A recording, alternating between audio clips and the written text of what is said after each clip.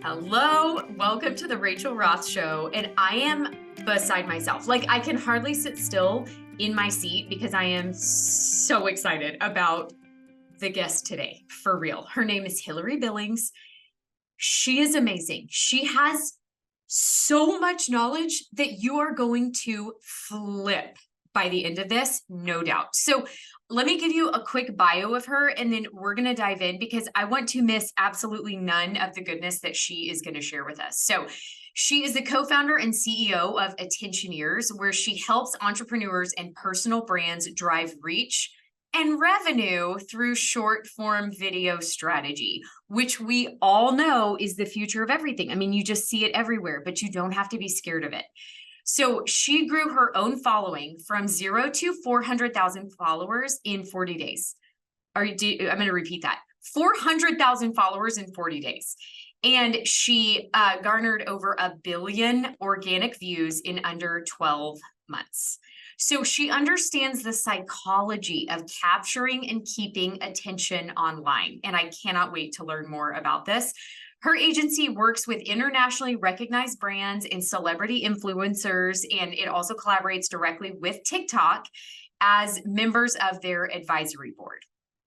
So she's a personal brand strategist, certified personal brand strategist.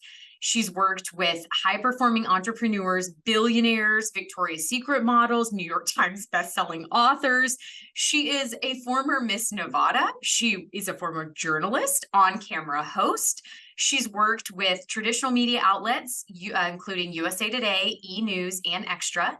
She's done celebrity interviews. Like, literally, I could go on. I could go on and on and on and on, but I think you get the idea. She is highly, highly qualified. So Hilary, oh my gosh, I am just so excited to have you here. I'm so excited to be here. Gosh, I just want to put you in a mirror and have you read my bio to me every morning and just tell me how amazing I am. You're so great at this. Here's what we're going to do. I'm going to send you a recording of this Zoom. I'm going to send you a video, and then you can just, I'll edit it. So just that part, and then you can replay it every single morning for yourself and remind yourself how amazing you are. Oh, you're so kind. Yes, I love it. You're fantastic at pumping people up. I'm happy to be here. It's going to be so great. Well, okay. So I am so fascinated as I learn, and okay, so just so you know, not Hilary, but anybody who's listening and who knows me, I actually had Hilary sent to me by 2 different people who said, you need to get to know Hilary. You need to get to know Hilary. And I was like, and the first person who I love and adore sent her name to me, and I was like, great, awesome, can't wait. And then the second person, I was like, okay, I'm wasting 0 more time and we are going to get to know each other. So I am super excited to learn from you. But as I was reading through kind of your background and your bio and learning all these things about you, I mean, it absolutely cracks me up because you have sort of had this eclectic career from, you were an international travel blogger. You were Miss Nevada. Yep. You were a lion tamer. You were a red carpet host. I mean, that alone, I feel like you need to write a book. And I would like to be your publicist because it's going to be the easiest job ever because so many people are going to be like, I need to read this book. Who is this person? Let's do it. Do you think that your background prepared you? Because I want to set the stage here. You had billions and billions of views on videos. And so do you think that your background prepared you for a career in making viral videos? How did these 2 come together? So great questions. And I think I'm going to take them as 2 separate questions. So did my background prepare me? And then how do we get here? Because my journey has been anything but a straight line, that's for sure. I would say that my background certainly helped. I mean, I got my degree in psychology.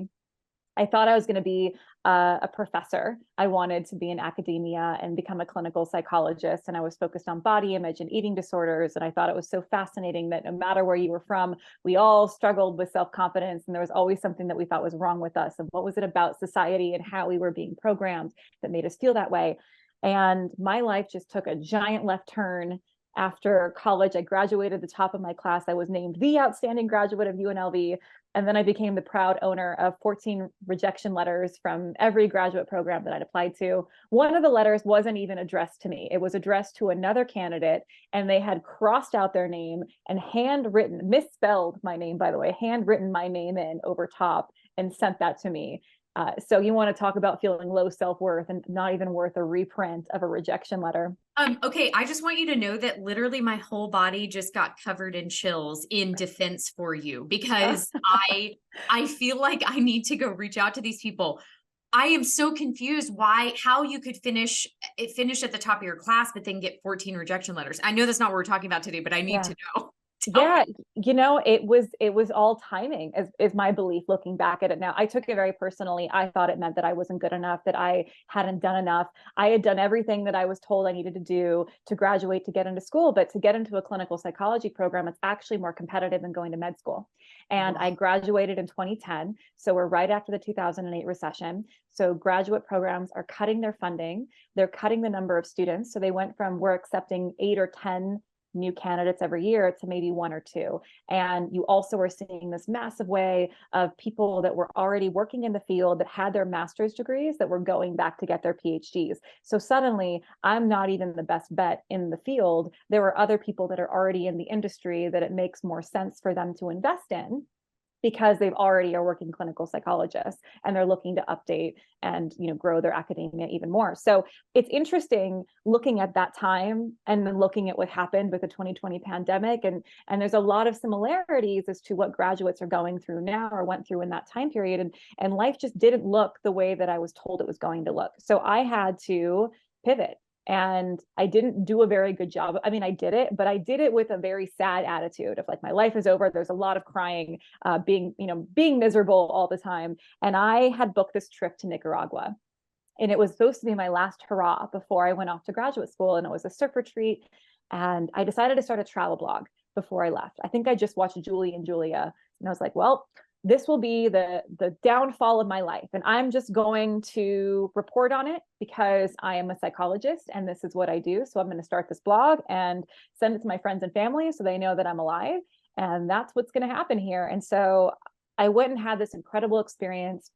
And that really catapulted me forward into this career of being an international travel blogger. And I'd come back to the States and I'd work some crap job for a while, and then I'd save up money and I'd go again and go out somewhere. And I just kept writing about it. And what was really interesting was that a lot of people started gravitating towards the blog. Other people that had also been told to do certain things, or that the 2.5 kids and the white picket fence, and this was the American dream, and this is what it was supposed to look like, was no longer a guarantee, and it wasn't even a promise. And so we were having a lot of conversations around what did life even look like now, and what do we want it to look like, and how could we design it in such a way.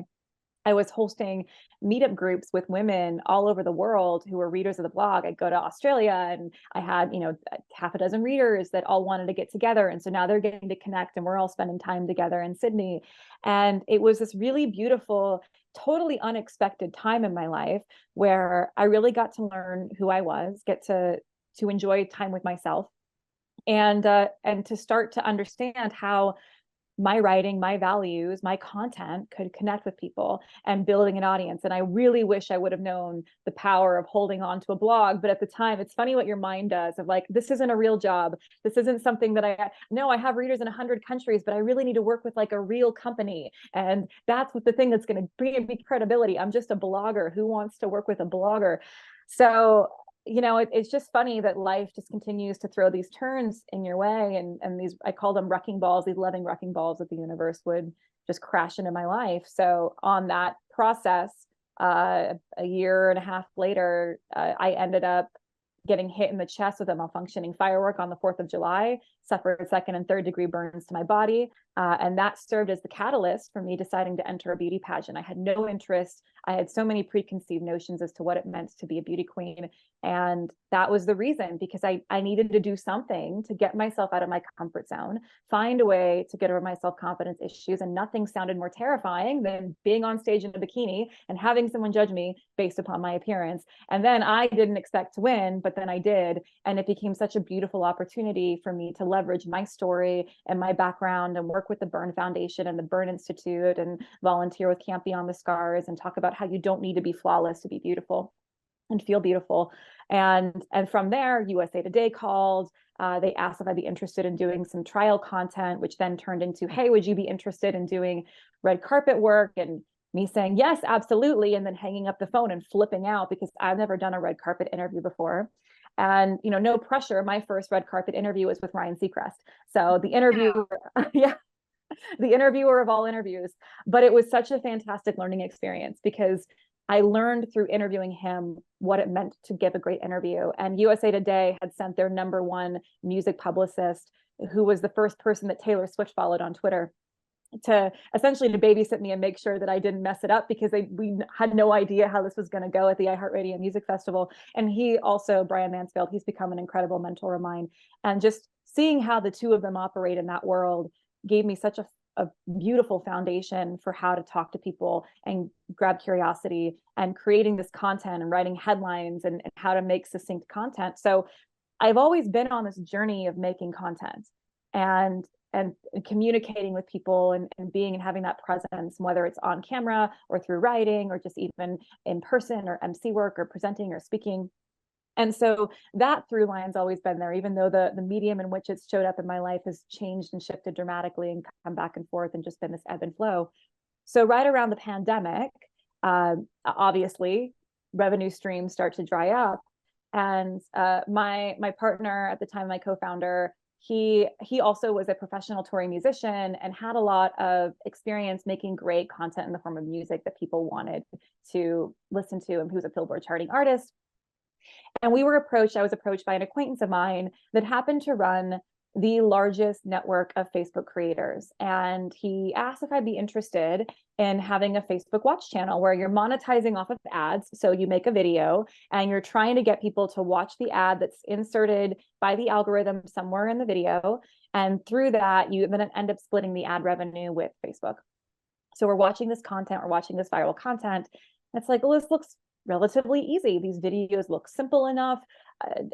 It doesn't seem like they're doing anything extra special. We have tons of background and content. Sure, we can absolutely do this. And we know a lot of these creators and that they're making so much money. And obviously everyone's familiar with how much influencers are making and what a great revenue stream that is. So we say, awesome, let's do it. So we start posting content and we're so excited and we're so pumped and this is going to be great. And we know what we're doing. And the first video just flops. And then the next video flops. And this goes on for 9 months. Oh, wow. We can't get a single video to get more than a couple thousand views. And it's so frustrating. And we're trying to copy videos that we see viral creators making. And we're making content that we like. And it's so frustrating. And we just keep starting to ask ourselves, well, is it us? Do people not want to watch us? Are we the problem? Do we not know what we're doing? And it's incredibly demoralizing to put in so much work and effort and not see it pay off, as I'm sure a lot of us can relate to. It makes you wonder if it's even worth it. And so we hit this point where we either needed to figure it out or we had to cut bait and run, because we were now losing money trying to make this work.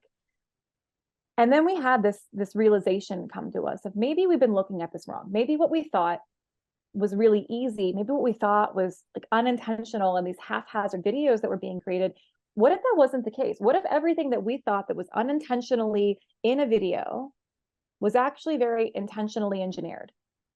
And so we took a weekend. I do not recommend anyone do this. I did it so you don't have to. We took a weekend and we watched thousands of viral videos across genres, across platforms. Cooking videos, hack videos, prank videos, DIYs, inspirational, motivational, whatever we could find. And we created a spreadsheet and we just started mapping out, okay, what's happening in this video at second 1? What's happening in this video at second 5?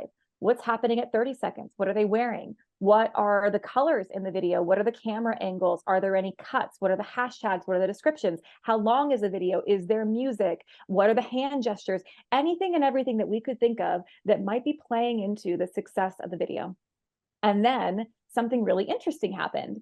It was almost like John Nash in A Beautiful Mind, like this formula started to emerge and come out. And what was interesting is that it had nothing to do with trending audio. It had nothing to do with the platform. It had nothing to do with these challenges or any of these trending pieces that people seem to put a lot of emphasis on. And so we took these findings and we applied them to our next video. That next video did 5 million views. Oh my gosh, Hilary. The video after that did 10 million views. Shut up. No.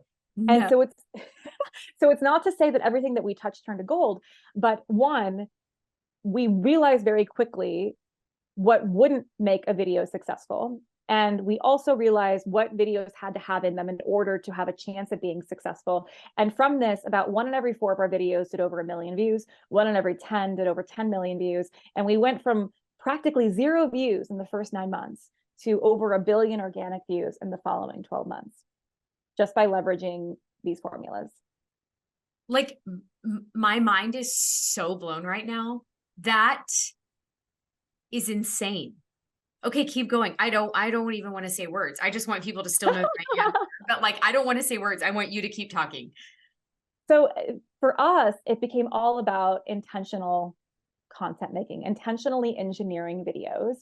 We found that great content, and this also applies, by the way, beyond videos, great content in general all shares 3 primary things together. And if we add in these 3 pieces to every piece of great content, we are more apt to keep somebody's attention.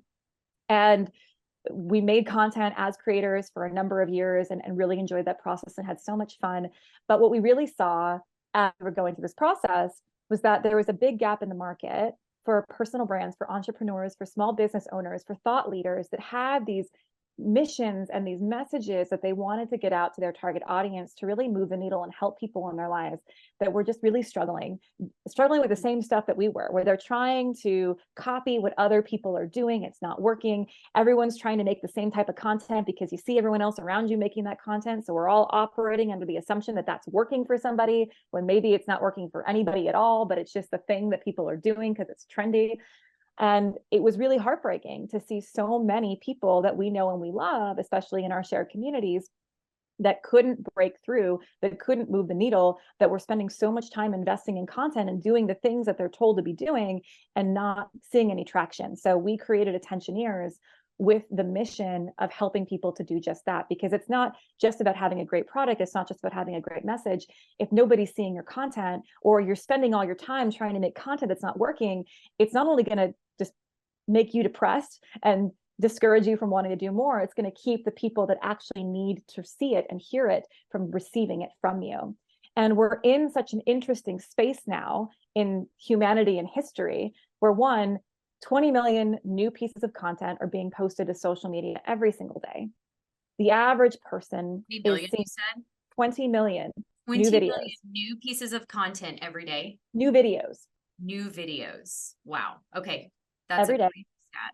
And more content has been made in the past couple months than in the entirety of human history, right? So just the saturation of the amount of content that we have access to as people is undeniable, and it's also incredibly stressful. At the same time, so we've got that piece happening. You got 20 million new videos being posted every day. The average person sees between 6,000 and 10,000 ads every single day. So we're being served a lot of content that's purposely trying to capture our attention. Then we've got kids and dogs and houses and Netflix and our phones with emergency signals that are buzzing while we're doing podcast interviews, and the Outlook email that's dinging, and all these things that are happening all the time that are trying to capture our attention. Our attention spans have also decreased by 25% in the past 15 years. So not only are we getting more content than ever before, our ability to process it is decreasing. And so what this leads us to, and the conclusion that it led us to, and the thing that we really want to help creators and entrepreneurs and personal brands with, is that gone are the days where you can expect to deserve somebody's attention. Attention isn't deserved, it is earned. Man, that's beautiful. Yeah. Thank you. And I would say with that, let's be very intentional about how we want to earn attention. Because it can be so easy when everyone else around you is, maybe you've got newsletters and there's website and copy, and that someone has a course and they're doing photo posts and carousels and reels and long form videos and a podcast.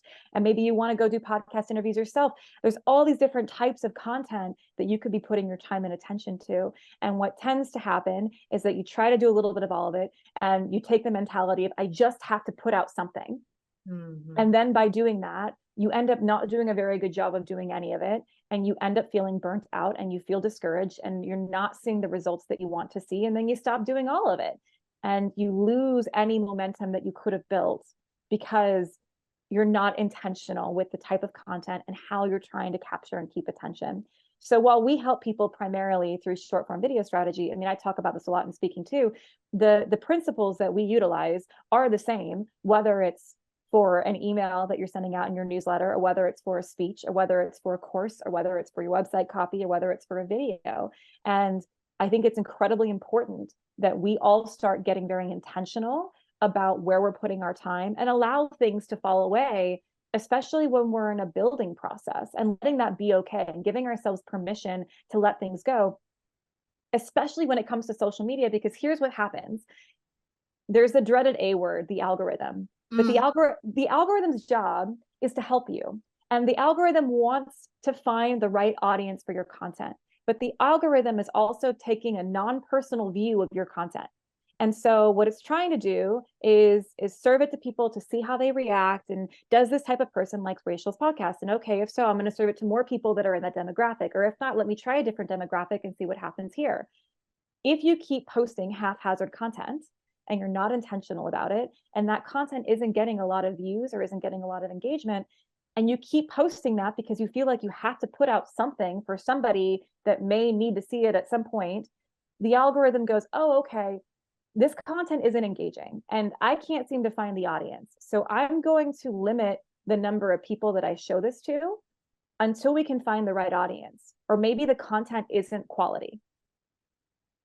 And that's what you're up against, is if you just kind of keep posting haphazardly and you're not seeing traction, it's our recommendation for people just to stop posting for a while and take the pressure off. And hey, you don't need to, because also it's not serving you and you're putting a lot of time and energy into something that's not working. So let's give it a rest and create a new strategy and get more curious and experimental about how we can actually make better content that your audience wants to see. Again, let's earn the attention. How do we earn the attention? Let's put ourselves in the shoes of our viewer, of our customer, of our target audience. What do they need to know from you? And how can you serve that to them in the best way possible?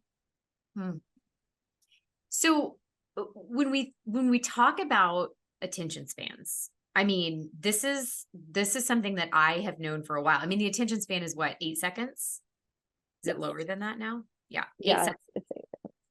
So how important is the psychology of attention for people as they create content? And if somebody's doing that as a business, like, explain the psychology of attention as a term, as a phrase, and the importance of that. Well, let's talk about this in terms of how important it is. If you are unable to get somebody to give you their undivided attention, even for a few seconds, to say, I want to know more about this person, this company, this brand, this video. I need to know what's happening here. I'm invested. I want to share this with somebody. If you can't get them to even give them their eyeballs, you can't give them anything else. You can't get them to buy. You can't build trust. You can't build brand awareness. You can't get them to watch a video and share it with their friends if you can't grab their attention. It's the same thing in brand strategy when we talk about book titles. Everyone gets so hung up on, well, this book title means so much to me, or it's clever, and here's this funny thing, and here's why I said it. And the reality is you're not going to be there at 2 a.m. when someone's scrolling through Amazon looking for books to buy. You're not going to be there at Barnes and Noble when they're on the aisle looking at the book titles to figure out what intrigues them to pull something off the shelf. If you don't have the right book title, they're not buying the book, right? And it's the same thing on the internet. It's the same thing with an email in their inbox. If you don't have that right title, if you're not focused on getting their attention, everything else that you do doesn't actually matter. Because then you're not focused on helping to bring them into your ecosystem. And you're then fully relying upon a referral, which is great. And there are some businesses that do incredibly well by referral only. But if that's not your business model, or you're not a hyper one-on-one coach, and that's your strategy is I'm only booking business by referral, or you're trying to get a lot of people into a course, or you're trying to become a thought leader, you have to earn attention. And you have to take the mindset that nobody cares and nobody owes you anything. And it's almost like this existential realization, right, in psychology of we're all going to die. And it's It's very morbid, and it sucks. It sucks to have to accept that no one cares and you have to earn the attention. But once you accept those realities, that no one owes you anything, and it's your job to make them care, once you start investing in that perspective, your content quality automatically goes through the roof. And then the way in which they're going to become loyal to you, the way in which they're going to want to become an evangelist for your brand becomes even more powerful. And then that's amazing too, because then you don't have to work as hard. It's really, it's thinking about using a different muscle in your brain, like writing with your non-dominant hand. It feels really weird at first, but if you practice it enough, you can do it. Right? It's just a matter of learning to do something in a way differently than how you've done it before, or maybe even you just default rolling through the roar because you haven't taken the time to actually think about what your process is, and do you have a process, and are you being strategic? We would spend more time talking about the first 3 seconds of any video than anything else we would do, because we know that if we can't get them to stop the scroll, we have 2.5 to 3 seconds to get somebody to stop scrolling to watch the video. And if we don't get that right, nothing else matters in the video. So that's the primary, is what we're trying to do, is get that attention on the front end. How are you doing that with the titles of your emails? How are you doing that with how you're setting up your videos? How are you doing that with the titles of your podcast? It's very similar to how we would operate in the journalism world too, right? What questions are we asking? What are the headlines? You see a lot of clickbait headlines these days, and there's a reason for that. It's because they work. Now, we have to be more discerning as viewers, and viewers are very discerning, which is another reason why we're up against so much, because even just watching your own behavior, you'll start to notice, if you take an observer perspective of yourself on your phone scrolling through and ask the question, why did I stop on this video? Why did I choose to watch this? What is it that made me want to sit here when I don't know this person? Right. You're going to start to notice some really interesting things about your own choices. And what's great about that is that's going to give you some massive insights into what your audience is also doing with their content and what they're doing on their phones. Wow. Okay. So I have a very specific question, and okay, it's because selfishly, it really applies to me, and I have this question, but I know that if I have this question, I cannot be the only one. And I actually know that I'm not the only one. Okay. So getting tons and tons of views is like a shock. Like, okay, I have a friend, Yanira. She posted, she's been working so hard, amazing on her social media, was having a hard time getting traction, randomly posted a video that she thought would get nothing. And within minutes, it had gotten like thousands, tens of thousands of views. And she was sending me screenshots, and she's like, oh my gosh, what's going on? What's going on? Right. So it's almost like I did a video the other day. Hilary, I have no idea why, but it is over 6 million views. Amazing. Congratulations. Well, thank you very much. But here's the problem. I don't know why. I literally keep saying to my husband, and then I did one a couple days later, whatever. And it's currently at like maybe 2 or 3 million views. And I'm like, so great. But why? This is my question. So it's almost like accidental. And I kind of am starting to figure out what people want to see, whatever. But tell me why. Like, why is this happening? And if it's in the 3 seconds, like, what is it? What? Tell me. Just tell me. I'm going to stop talking. I need you to talk. Tell me all the things. I'm going to tell you all the things. It's a question we get all the time, and we get it on both sides, right? Why did this video work? And why didn't this one that I loved and put a ton of time into, why didn't that one work? Yes. And we find, again, going back to us sitting in a room, making our eyes bleed, watching all these thousands of viral videos, there are 3 things that every great video must do. And then I also want to talk about, before we get to that, I want to talk about the measure of success. So it's really easy to look at the views and say, this is a very successful video. And from those view counts, absolutely. It's harder when someone comes to us and says, what matters the most, right? Is it views? Is it comments? Is it shares? Is it saves? What is a successful video performance look like? And it's going to be different for every person, right? If your videos are averaging 100 views and we help you get 5,000, 10,000, or 100,000 views, those are some massive metrics. But if you're getting 10,000 or 100,000 views and we help you get 120,000 views, like, is that something, it's progress, but is that enough of a success marker? And we can't control what happens once the video leaves us. Like, we're in control of everything until that moment. And so what we look at as the ultimate measure of success for any video is watch time. How long are viewers actually watching the content? Because that will tell us. That? So you can go and look in the back end of the analytics. I think Instagram is beta testing this. TikTok has it, YouTube has it, where it'll show you not only the average watch time of the length of time that everyone as a whole has watched the video, but then the average watch time of that video. And it's not a specific number per video, right? Because it also depends on the length of the video. And then there's also completion rates. So how many people made it to the end of the video? And then there's which percentage of the watch time did somebody watch the video? If you have a 10-second video and someone watches 8 seconds of the video or 10 seconds of the video, that's a great watch time. But if you have somebody that watches 8 to 10 seconds of a video that's 3 minutes long, it's not a great watch time. But that metric also gives you a lot of insight as to what's happening at that moment in the video that's causing people to turn away.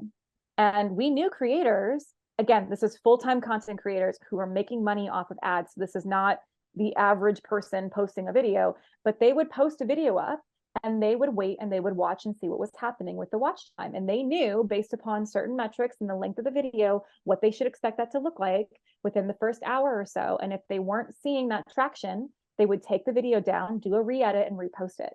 And they would keep doing this, sometimes up to 7 or 8 times a day, until the video hit.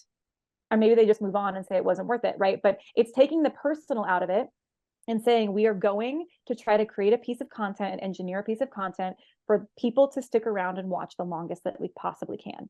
That is what we're doing. So that's the measure of success that we're always going for, is what's the watch time. So I'd be curious, if you've got access to the watch time on Instagram, what the watch time of those videos are. I bet they are really high. And I bet for your friend, because it's also the thing that the algorithm is using to place it. If there's a long watch time on a video, the algorithm goes, great.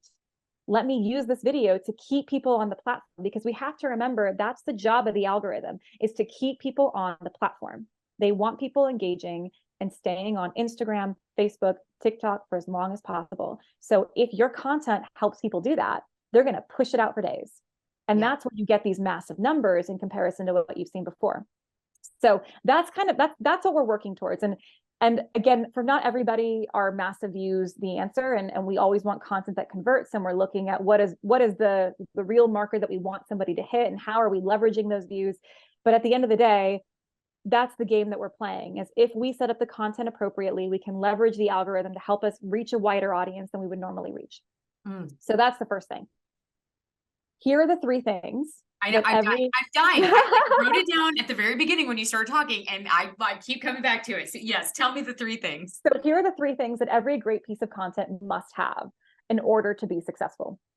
The first one is going to feel really obvious. It has to grab attention. You have to captivate them in those first 3 seconds. Something needs to be going on, whether it's a promise, an interesting visual, some sort of pattern interrupt that's different than the other things that they're seeing in their scroll. Maybe it's the text that you have on screen.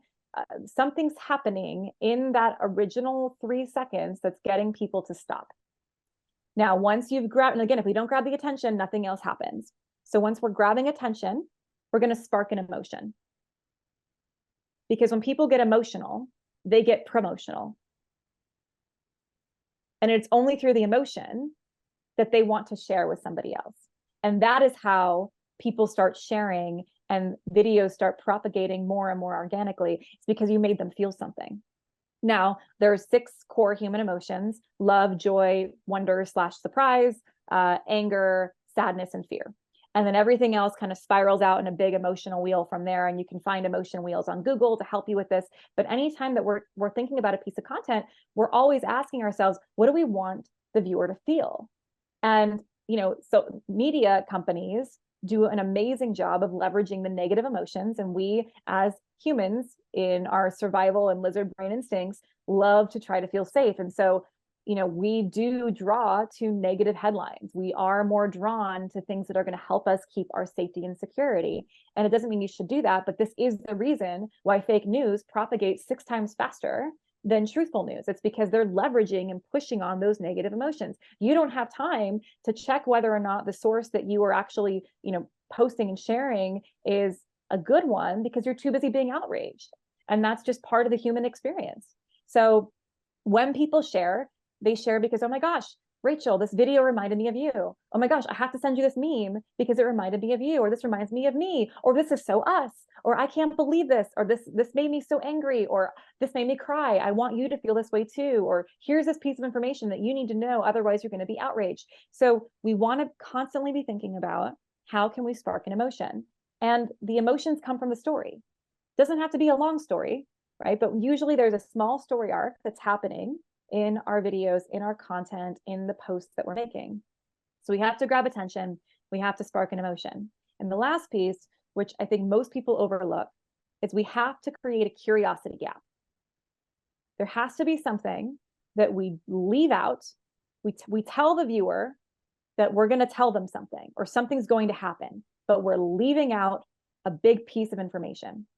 Usually the thing that we're leaving out is the how or the what.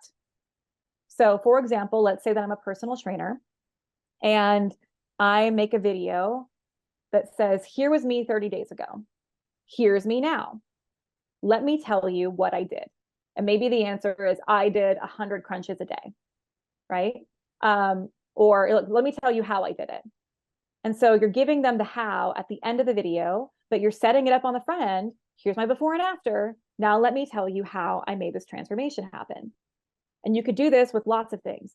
I made X number of dollars on my Airbnb business this month. Here's how I did it. I made, I sold X number of clients using this one question. Here's how I did it, or here's the question that I used. Then on the what side, right? It's what you did. So this could be or what happened.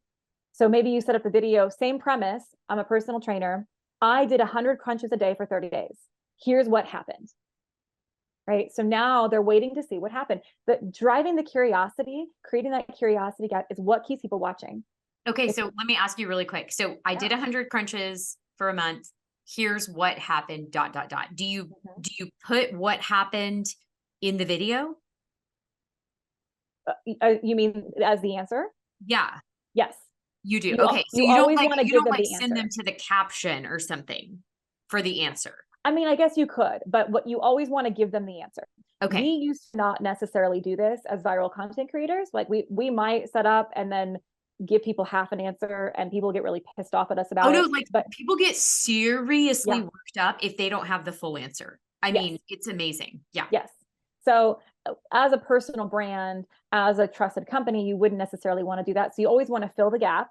We always want to give them, and that's the payoff. We always want to tell them the answer to the thing that we're promising them. And sometimes it's not even you needing to set it up with words. Sometimes it's just visually, right? Crumble Cookie does an amazing job with their account where they might start with a weird colored ball of dough and the opening image. And that creates the curiosity gap of what is it? What's it going to be?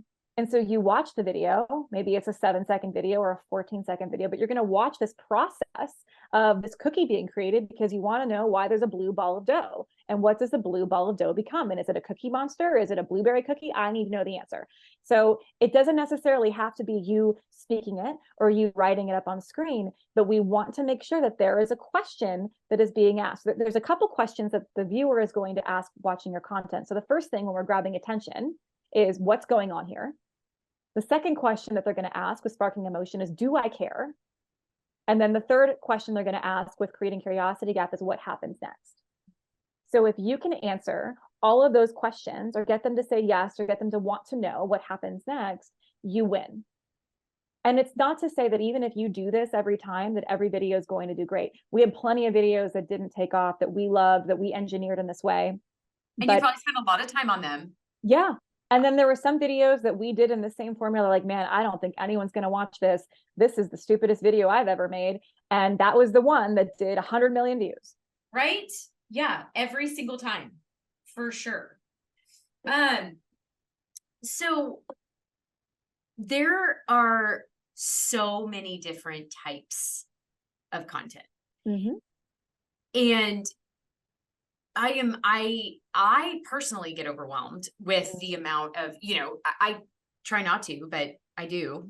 So there's photos, which like, okay, for a while it was don't post photos. And then it was like, okay, wait, yes, carousels are cool. And then it was like, okay, yes, now you could do carousels with music. And then, there's reels, there's all sorts of stuff. So how do you know what to post? Amazing question. There are some things that change, right? Which is so frustrating. It is the most frustrating piece. And here's my perspective. I'm a big believer in Pareto's law, right? You get 80% of your results from 20% of the actions, 80% of your income comes from 20% of your clients. Let's focus on the 80-20 rule, especially if you don't have a team, especially if you don't love this, especially if this isn't something that you want to spend all your time doing, or it's not your full-time job. I'm a big believer in let's not give you more jobs to do. Let's be as effective as possible. Adobe released a study earlier this year, we're in 2023, saying that 80% of the time that we are on our cell phones and we're not calling or texting somebody. So think about the amount of time that you spend every day calling or texting somebody versus everything else. 80% of the time that you're not texting or calling somebody, you are watching short form video. I mean, I really don't want to admit that that's true, but it is true. So when I think about where to put your effort, when we think about where your user is, where your target audience is, how they want to be communicated with, my belief is that you should focus on short form video. And it's not just because of this one study. You can also look the news headlines, and we have our Attentioneers short form video secrets weekly email that goes out, and a lot of our weekly news tips revolve around this, because platforms continue to tell us over and over again that they're prioritizing short form video. Even Instagram, who at the beginning of the year was like, we hear you, we're going back to photos, we're sorry, we're not going to do reels as much. They did it with the caveat of, as long as that's what people engage with. And it's not necessarily what's working. And you see YouTube that's dropped its stories and dropped a lot of these features and has said publicly that they're focusing on shorts. You have Facebook that's been heavily focused on reels for a long time, and that continues to be a push and a focus. TikTok, obviously still the #1 most downloaded entertainment platform, as going very strong. Everyone's trying to keep up with that. That's not shifting. And I don't see, at least for the next 5 years, short form video in the way that we currently consume it going away. Mm-hmm. So if you're not currently focused on making short form videos, if you're not focused on Facebook Reels, Instagram Reels, TikToks, or YouTube Shorts, you're setting yourself up to be incredibly disappointed in a couple of years. And you're also then having to focus all of your efforts on capturing people's attention on the 20% of the time that they're not watching short form video. Right. That makes so much sense. I'm going to tell you, listen, do I know anything compared to you? No, but I'm going to tell you why I think short form or videos make such a huge difference. Please.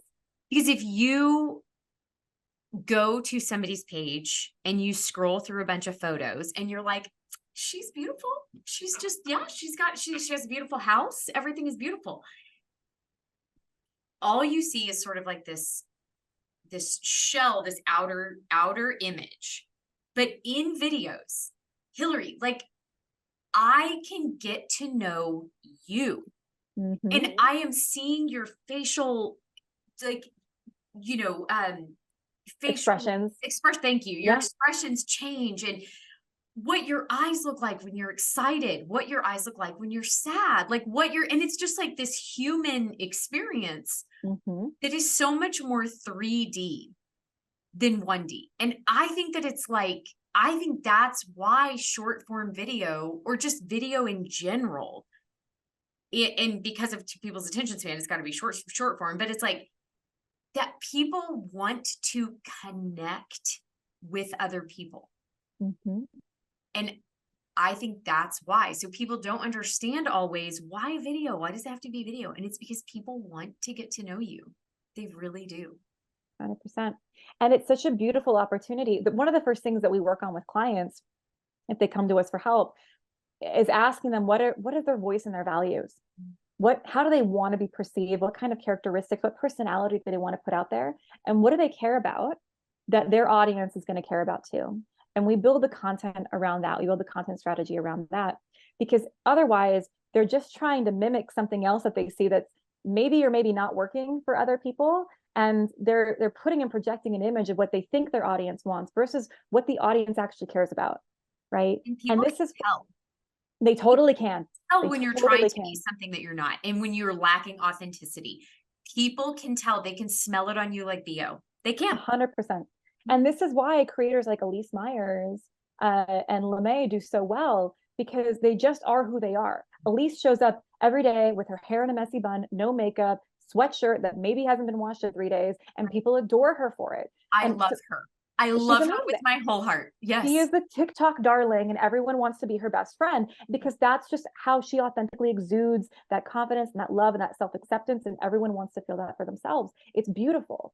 So, especially when people are starting out and trying this, because it's a whole new skill set, it's a whole new thing to learn. They can get really scared about how they're going to be perceived, that they need to wear makeup or they need to have a certain outfit or certain lighting. And yes, there's a lot of these pieces, especially when it comes to lighting and framing of the shots, that matter for engineering the content for success. But as far as what you look like or how you show up, it's more about what's authentic with you and your values and what you're trying to put out there for your brand. And if you allow yourself to get stuck into, well, I have to present in a certain way, that's not only going to read as inauthentic to the viewer, it's going to take you out of authentically being able to show up to give the message that you're trying to give. Because it's the content at the end of the day isn't about you. It's about the viewer, and it's about giving them what they need so that and whether that's just a laugh, right? You give them a laugh, you give them something that's relatable, that makes them take some pressure off themselves because you threw a mom joke out there, or something bad that happened in your day that they can relate to. Whether it's just that, you're giving them some slamming piece of advice that's going to change their life, or some strategy to help them grow their business, it doesn't matter. But none of that will resonate if you're too focused on yourself, if you're too focused on how you look in your appearance, or you're afraid of what other people are going to say about it, because that's not really what matters. It's about you connecting, and people are looking for that. And there is an energetic frequency connection that happens. So I'm a big believer. It's not about what you do, it's how you do it. And we all the time would experience this with our own content. If I was making content from a place of scarcity, if I was making content from a place of pressure of, we don't have a video that's working right now, I've just got to make a video, nothing's working, I'm going to force it, and I pray that this video does well, the video would never do well, ever. It would never work. And the ones that I would have fun creating are the ones that I could release attachment to and say, yep, we're going to post this up and we'll see what happens. And it's not that we didn't do everything in our power to do it, it's just the energy that was behind it that's different. And that makes such a huge difference. And so we have clients that'll come to us and be like, well, I really need these next 3 videos to do well. And it's like, if you need that, this isn't going to work for you. I'm telling you right now, before we even make the videos, it's not going to happen. Or before we help guide you through what that looks like or the strategy. So it's so important that you keep this experimental mindset of, this is all just play. And this is about you getting clear and you engineering and learning a system and learning how to connect with your audience. And yeah, there are stakes behind it and it does matter. But if you take it too seriously or you attach that negative energy to it, it's never going to do what you want it to do anyway. So let's just release that and look at the energy of the creators that you do resonate with. How are they showing up? How do you think they create? Do you think that they're in their heads and hating it and resenting that they have to go make content? I don't think that's how Elise makes her content, if I'm being honest. I don't think that's what her day looks like. I know, we know tons of huge creators. Adley Stump is a dear friend of ours, and she and her husband, Blake Kidsman, they come to creation with such a place of joy and presence and love for it. And they do incredibly well because of that. So I just highly encourage anybody that's in this place of, I don't know, or I'm scared, or I have fear what people are going to say. It's not about you, but what you can control is how you engineer the video, how intentional you're being with setting it up, as well as the energy that you're going to put behind it. And those 2 things will allow it to magnify and move forward. Love it. Okay. Final question before I want to send people to you. Yeah. How, and you kind of touch, I think I know how you're going to answer this, but I'm actually curious. Oh. How important is, there's 1 bajillion Instagram smart people out there, or social media, whatever. Yep. And they will talk to you about looking at all your analytics and looking at the time of day you should post and the algorithm and all of that. And I want to know, and then I will refrain from telling you my thoughts until you tell me yours. I should probably tell yours, but tell me how important those things are. Great question. And we get this question a lot because there are so many social media managers and experts out there and agencies that focus on this, and they do a good job of it. In our experience, we've done thousands of videos. It doesn't matter. You can't out strategize bad content. That's so good. I'm writing that down with quotes. I will give you credit, but I'm using that quote. You can't out strategize bad content. You have to have quality content. You can try to hack hashtags and video descriptions and times of day to post and frequency of posting and which platforms and trending sounds and audios. And you can spend a lot of time. You could spend your whole day focused on this. It could be like the stock market, right? And there are people whose jobs it is to look at these things and figure out what's trending and make all that work and leverage those pieces. And you can spend a lot of time doing that, but none of it matters if your content sucks. Like, you want content that's going to convert. So we spend 90% of our efforts focused on making great content. The best post-production strategy, in my opinion, is a great pre-production strategy. Great videos are made before they're shot. If you are not... Tell me what that means. That means that before we're even pressing record, we're walking through, what are the first 3 seconds of this video look like? How are we grabbing attention? What emotion are we sparking? What emotion are we sparking? What's the storyline here? How is this unfolding? What's the curiosity gap? How are we presenting that curiosity gap? And then how are we allowing that to unfold? And then where are we wrapping up in that video? We're looking at all these pieces and we're engineering what this looks like before we even walk into a studio or walk into a location to shoot. And it makes not only shooting so much easier, right? And there's room for play and for us, let's try this and let's do this differently. And what about this? And that can be a lot of fun, but it takes all the pressure off the back end because now we already know what we're doing. We already know why we're doing it. We thought ahead of time as to the viewer experience we want the viewer to have. It's going to make the content that much more successful. And then we can spend time looking at, okay, is there a best time of day for us to post? What hashtag should we use? For us, that's the last 20%. And we have had plenty of people steal our videos. I know this from experience. I've had tens of thousands of people steal my videos. We have software that tracks it, post it to their platforms organically that have maybe 100 followers or whatever. I had a video where I lost 40 million views from some guy that took the video, uploaded it to his TikTok, got 40 million views, international press on it, grew him to hundreds of thousands of followers. He refused to take the video down, so we got his platform deleted. And that's a thing that can happen, by the way. So don't do that. Don't steal people's content without permission, because they will come after you and they have the right to do so. But we've seen this again and again and again, where the platform doesn't matter, the profile doesn't matter. They may or may not have even included a description. There wouldn't be hashtags. The time of day doesn't matter. It's the piece of content that matters. And if that's not right, everything else is just putting lipstick on a pig. Mm-hmm. So in our opinion, yes, there is value to that. And I personally believe, and I don't mean to offend any agency owner, I think a lot of the agencies put the focus there because they're not full-time content creators and they haven't had that experience of what it's like to actually have to engineer a video or know what to do with the engineering of the video. So they do an amazing job of working the back end, which is what they have control over. And we've been in the business of having clients send us footage before, and oh man, like my heart goes out to them for what they have to work with and what they're trying to make happen. And so they're doing the best that they can, and they're pulling the levers that they know how to pull. And our solution is, let's just focus it on the front end and make better content so we don't have to worry as much about this, or this just becomes icing on the cake that we've created. So good. Well, I'm so glad to hear you say that about the algorithm, or, hashtags and all that stuff. I want you to know, and I didn't know if I was the exception to the rule, but I have really never looked at my analytics or insights at all, because they make me go cross-eyed and they make my head hurt, because I'm not just not my personality. I have no interest. Yeah. Like, you're like, go look at the watch time. I'm like, I think I can make myself do that. I think I can, but I just hate that. Yeah. I started putting out content to serve other people. And I really just like cared about that. And that was it. And I grew by over 300,000 followers in 18 months, which is Amazing. nothing compared to you, my friend. No, it's Nothing. huge. It's But it huge. is, but I never paid a single attention to hashtag. I don't even know if I ever used hashtags. I started using them eventually, like, occasionally, but never was a big deal to me at all. And so that quote that you made, I can like attest to it with a personal story. Like I confirm that everything Hilary just said is true. You cannot out strategize bad content. That is genius.